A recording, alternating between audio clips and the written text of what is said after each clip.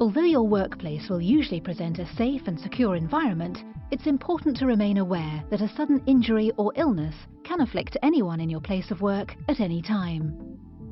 Knowing how to calmly respond to any sudden accident is a crucial aspect of your role as employer or employee. Health and safety regulations require that a minimum first aid provision is made in every workplace. There must be at least one person on the premises responsible for and with a basic knowledge of emergency first aid. This person is called an appointed person. An appointed person may also be a qualified first aider, which means they hold a current First Aid at Work certificate and have undergone an HSC-approved training course.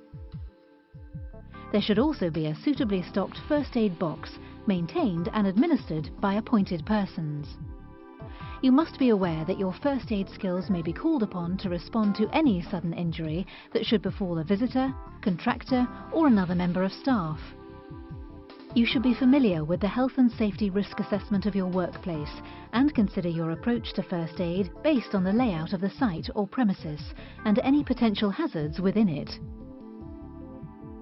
This video aims to provide guidance on how best to respond to sudden illness and injury in your workplace and offers advice on correct procedure. However, when dealing with any situation that requires emergency first aid, you must be aware of your limits and not attempt to administer first aid for which you have not been trained.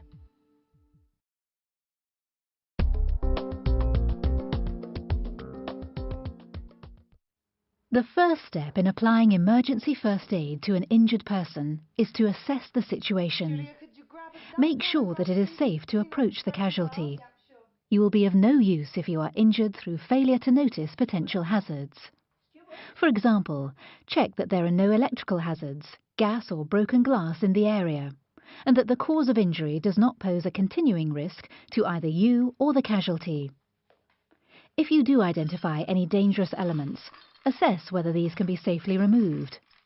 Others can be asked to make the area safe while you attend to the injured person.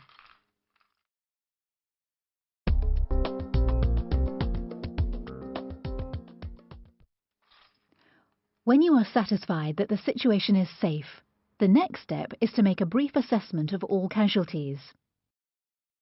If the casualty has fallen, or if there is a reason to believe that they have suffered head or neck injuries, you must not move them unless absolutely necessary.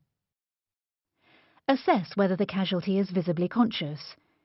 If you cannot see that they are conscious, gently shake their shoulders and try to provoke a response. Hello? Hello, can you hear me? If the casualty is unresponsive, they should be considered unconscious. Always deal with unconscious casualties first, following the adult basic life support sequence.